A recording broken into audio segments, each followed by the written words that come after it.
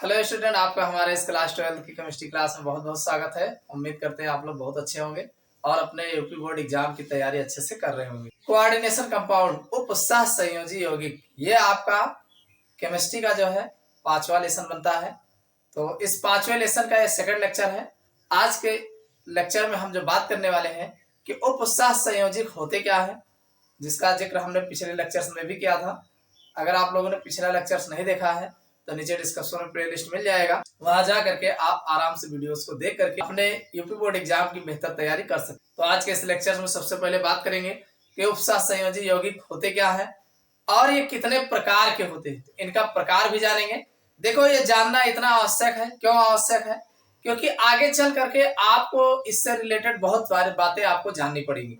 तो अगर आप प्रकार नहीं जानेंगे कितने प्रकार के होते हैं, कैसे उपसह संयोजी यौगिक होते हैं, तो आपके लिए समस्याएं हो जाएंगी। तो समस्या ना होने पाए, इसको बाकायदा आप स्टेप बाय स्टेप पढ़िए। देखो, ये ऐसा चैप्टर है जो ऐसे डायरेक्टली समझ में नहीं आता। इसको आप थोड़ा थोड़ा करके हर स्टेप को आप समझते हुए जब आगे बढ़ेंगे तो आगे चल करके सारे टॉपिक्स आपको समझ में आएंगे। तो इसीलिए इसको आप छोड़िए नहीं, आप लगातार जो है कंटिन्यू जो है स्टेप बाय स्टेप इसको समझते चलते हैं। चलिए, आज के इस लेक्चर में पहले ये देखते हैं उपसह संयोजी यौगिक किसे कहते हैं, उसके बाद ये कितने प्रकार के हैं, मेन हम आपको प्रकार बताने वाले हैं। आपके बोर्ड एग्जाम में क्वेश्चन जो पूछा गया है कि उपसह संयोजी यौगिक से आप क्या समझते हैं, ये कितने प्रकार के होते हैं, ये आपके बोर्ड एग्जाम में अक्सर जो है पूछा गया है। तो चलिए शुरू करते हैं आज की क्लास और देखते हैं उपसह संयोजी यौगिक किसे कहते हैं। पहले इसको देखते हैं। देखो बच्चों, अगर हम सबसे पहले बात करें उपसह संयोजी यौगिक, कौन से यौगिक? उपसह संयोजी यौगिक को देखो, इसका कई नाम है, नाम पहले जाने रहना, नए एग्जाम में आ जाएगा, सोचोगे ये क्या है। पहला नाम तो है उपसह संयोजी यौगिक, दूसरा नाम है जटिल यौगिक। कौन सा यौगिक? जटिल। जटिल है, कॉम्प्लिकेटेड है, जटिल। और तीसरा नाम है संकुल यौगिक। कौन सा यौगिक? संकुल यौगिक। अंग्रेजी में कोऑर्डिनेट कंपाउंड भी कह सकते हो या दूसरा जो है कॉम्प्लेक्स कंपाउंड भी कह सकते हो। तो कोऑर्डिनेट कंपाउंड या कॉम्प्लेक्स कंपाउंड, संकुल यौगिक, जटिल यौगिक, उपसह संयोजी यौगिक, ये अलग अलग नाम है, सब एक ही चीज है। अब ये उपसह संयोजी यौगिक होते क्या है? हमने आपको कहा ऐसे यौगिक जो ठोस अवस्था के साथ साथ विलयन में भी अपना अस्तित्व बनाए रखते हैं, जिनको जल में घोलने पर, ऐसे यौगिक जिनको जल में घोलने पर ठोस अवस्था के साथ साथ विलयन में भी अपना अस्तित्व बनाए रखे, जो कहते हो बने रहे, तो अपना अस्तित्व जो बनाए रखते हैं, ऐसे यौगिकों को कॉम्प्लेक्स कंपाउंड या जो है संकुल यौगिक या जटिल यौगिक या उपसह संयोजी यौगिक कहते हैं।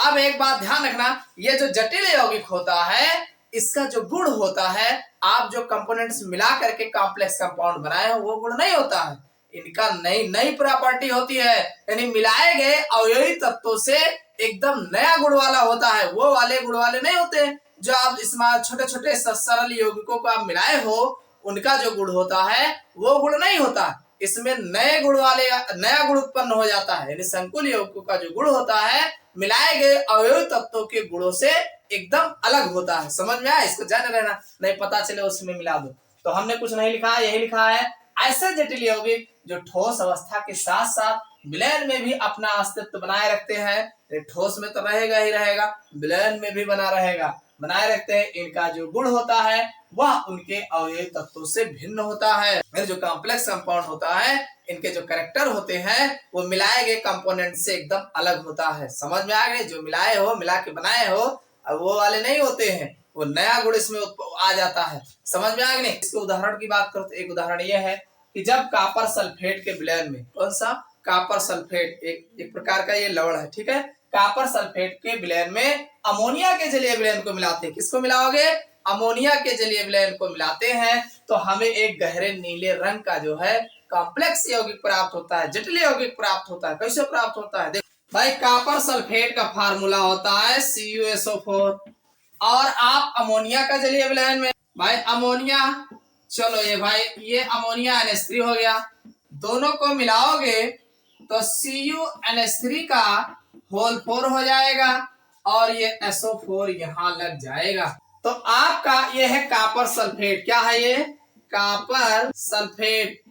ये कॉपर सल्फेट है और ये अमोनिया है। अमोनिया, दोनों को आपस में मिलाते हैं तो ये आपको संकुल यौगिक यानी कोऑर्डिनेट कंपाउंड बनता है, या आप कह सकते हैं कॉम्प्लेक्स कंपाउंड जो है आपको तैयार मिलता है। यानी जटिल यौगिक जिसे बोलते हो, क्या बोलते हो, जटिल यौगिक जो है बनके मिलता है, ये जटिल यौगिक है, कोऑर्डिनेट कंपाउंड है। तो जब आप देखो ये एक लवणीय है, एक अमोनिया है, दोनों को आपस में जलीय विलयन में मिलाते हैं तो हमें जटिल यौगिक प्राप्त होता है, कोऑर्डिनेट कंपाउंड प्राप्त होता है। अब एक बात और ध्यान रखना, अगर हम जटिल यौगिकों को घोलते हैं या जल में मिलाते हैं तो ये अपने आयनों में यानी अपने हिसाब से, भाई इसमें नया गुण उत्पन्न हो जाता है, तो ये अपने हिसाब से जो है वियोजित होता है। कैसे वियोजित होता है, जैसे मान लो आपने CuNH3 का होल 4 और इसको जो है SO4 है, आप इसको जब आप वियोजित करोगे, जलीय विलयन में घोलोगे, तो यह आपका CuNH3 का होल 4 ये 2 नेगेटिव बनेगा और साथ में SO4 ये 2 नेगेटिव होगा, तो यहाँ पर 2 पॉजिटिव आयन बनेगा। ये जो आपका इसको बोलते हैं कॉम्प्लेक्स आयन। क्या बोलते हैं इसको, इसको बोला जाता है कॉम्प्लेक्स आयन, जटिल आयन कहते हैं। क्या कहते हैं, जटिल आयन।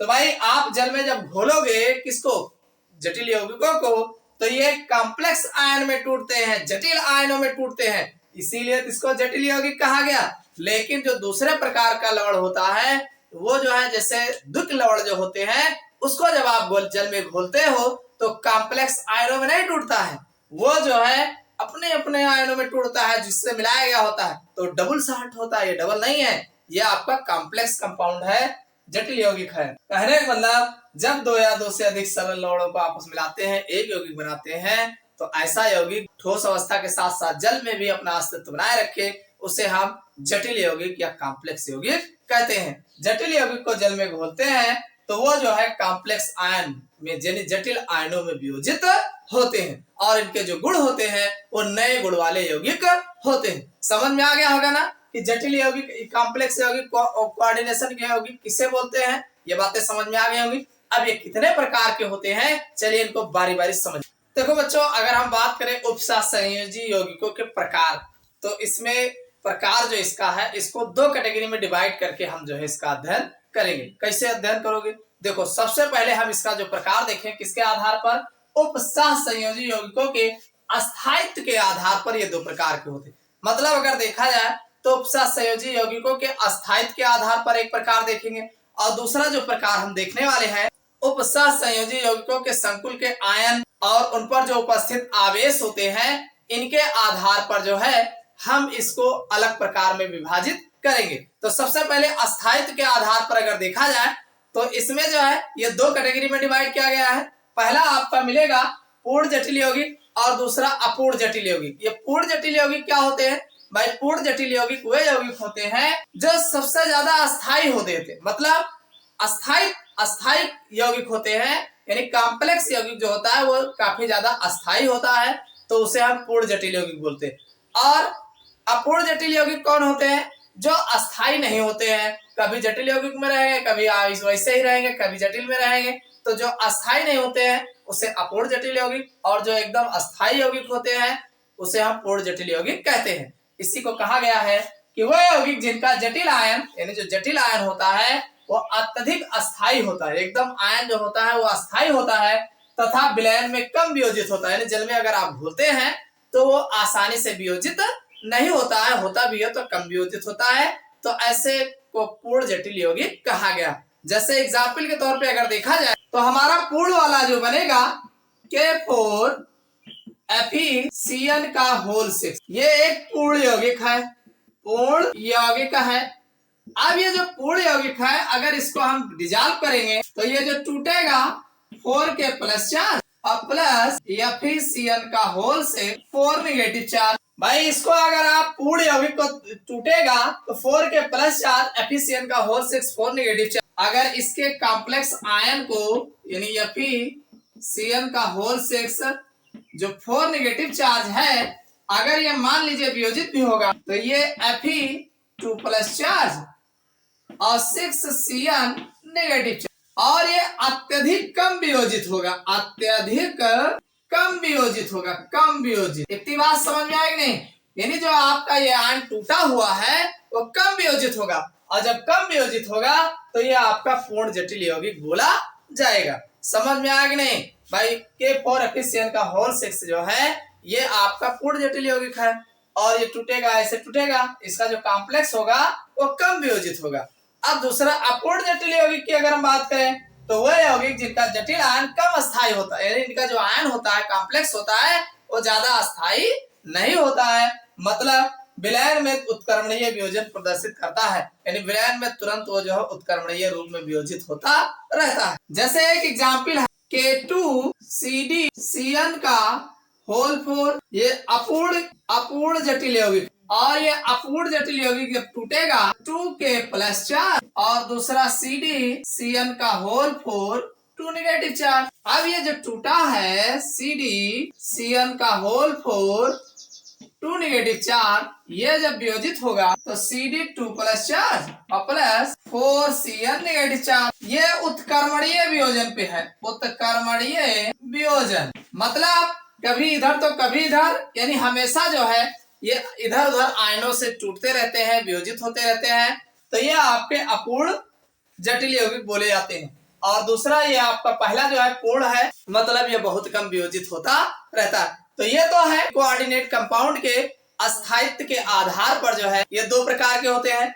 अब हम इनके आयनों के आधार पर जो है इनको हम देख लेते हैं कितने प्रकार के होते हैं। देखो बच्चों, दूसरा प्रकार है उपसतह संयोजी यौगिकों का, वो है उपसतह संयोजी आयन या कॉम्प्लेक्स आयन के आधार पर जो है इसको विभाजित किया गया है। कैसे विभाजित किया गया है? इसको 4 कैटेगरी में विभाजित किया गया। कैसे? सबसे पहला प्रकार जो आपको देखने को मिलेगा वो उदासीन जटिल यौगिक, यानी कैसा यौगिक होगा हमारा? ये उदासीन होगा। मतलब अगर देखा जाए तो वो यौगिक जिन्हें जल में घोलने पर कोई आयन नहीं देते, यानी जल में जब घोलोगे तो किसी भी प्रकार का आयन वो प्रदर्शित नहीं करते हैं। तो और सुनिए, जब ये आयन नहीं देंगे तो भाई विद्युत धारा तो प्रवाहित करेंगे नहीं जलीय विलयन में, तो ये विद्युत अनअपघट की तरह व्यवहार करते हैं। यानी जब आयन नहीं देगा तो व्यवहार कैसा होगा? विद्युत अनअपघट की तरह। अब ये विद्युत अनअपघट क्या होते हैं भाई? जिनको जल में घोलने पर जिनमें से धारा प्रवाहित नहीं होती है, विद्युत अनअपघट बोले जाते हैं। तो वही कहा गया कि वे यौगिक जिन्हें जल में घोलने पर कोई आयन नहीं देते हैं तो ये विद्युत अनअपघट की तरह व्यवहार करते हैं, उदासीन संकुल कहते हैं। यानी ऐसे यौगिकों को जो है उदासीन संकुल कहा जाता है। कौन कौन आएंगे? चलो एक आध दो एग्जाम्पल देख लेते हैं। जैसे पहला अगर हम एग्जाम्पल की बात करें, NiCO का होल 4, ये आपका उदासीन संकुल। इसी तरीके से FeCO का होल 5, ये भी आपका उदासीन। तो ये सब आपके उदासीन संकुल जो है बोले जाते हैं। समझ में आ गया होगा? इसको जल में डालोगे तो किसी भी प्रकार का आयन आपको देखने को नहीं मिलेगा। अब दूसरा टाइप जो है वह जटिल यौगिक जिनमें धन आयन, सामान्य तथा ऋण आयन कॉम्प्लेक्स आयन होता है। यानी जो धन आयन बनेगा वो सामान्य होगा जिसको जल में घोलोगे, और ऋण आयन जो होगा वो कॉम्प्लेक्स आयन होता है, या कॉम्प्लेक्स आयन कुल मिला के होता है। तो ऋण आयनी संकुल कहलाता है। भाई जो कॉम्प्लेक्स जैसा होगा वैसे ही संकुल बोला जाएगा। तो कॉम्प्लेक्स हमारा ऋण आयन होता है, तो कॉम्प्लेक्स आयन जो होता है ऋण आयनी होता है, तो इसीलिए हमारा ऋण आयन संकुल बोला जाता है। अब इसका एग्जाम्पल अगर देखा जाए तो जैसे आपने देखा होगा K4 FeCN का होल 6, अगर इसको आप तोड़ते हो तो आप जानते हैं 4K+4 और FeCN का होल 6, और ये 4 नेगेटिव चार्ज बनता है। तो आप देख रहे हैं ये हमारा कॉम्प्लेक्स कैसा है? ऋण आयन है, तो इसीलिए इसे ऋण आयनी संकुल बोला जाता है। समझ में आ गए? अरे ये प्लस चार्ज हमारा सामान्य होगा और ऋण आयन वाला हमारा संकुल होगा, तो इसीलिए इसे ऋण आयनी संकुल कहा जाता है। और अगला प्रकार जो है वह जटिल यौगिक जिनमें धन आयन जटिल होगा। अब की बार इससे अपोजिट होगा, धन आयन जटिल होगा तथा ऋण आयन सामान्य होगा, तो उसे हम धन आयनी संकुल कहते हैं। कैसे किसे कहोगे? चलो उदाहरण देख लेते हैं। जैसे हमारे पास एग्जाम्पल है CuNH3 का होल 4 और फिर SO4, एक कंपाउंड है CuNH3 का होल 4 SO4। इसको अगर हम वियोजित करें तो हमारा बनेगा CuNH3 का होल 4, इसके ऊपर दो प्लस चार्ज बनेगा और SO4 दो नेगेटिव चार्ज बनेगा। तो ये हमारा कॉम्प्लेक्स कैसा है, धन आयन वाला है, तो ये हमारा धन आयनी संकुल होगा। और देखो SO4 वाला हमारा कम है तो ये इस अलग है। तो जो कुल मिला के जैसा कॉम्प्लेक्स होगा धन आयन वाला होगा तो धन आयनी संकुल, ऋण आयन वाला होगा तो ऋण आयनी संकुल, कोई आयन नहीं होगा तो उदासीन संकुल। अब अगले टाइप का जो आपका प्रकार है वो यौगिक जिनमें धन आयन और ऋण आयन दोनों संकुल होते हैं।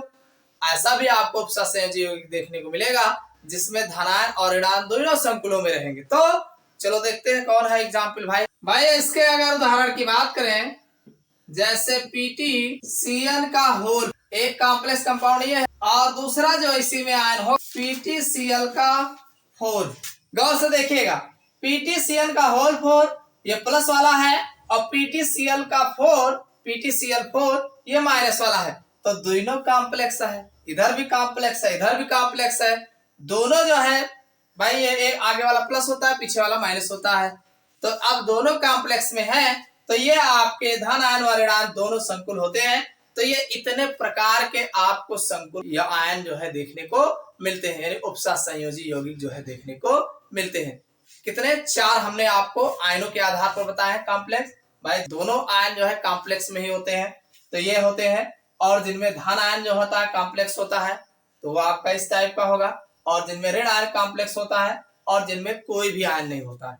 तो ये उम्मीद करता हूं समझ में आ गया होगा कि उपसा संयोजी यौगिकों को कितने टाइप्स में जो है डिवाइड किया गया है। ये वीडियो आपको कैसा लगा कमेंट करके जरूर बताइएगा। वीडियो को लाइक नहीं किया लाइक कर दीजिएगा। फिर मिलते हैं अगले क्लास में किसी नए टॉपिक के साथ।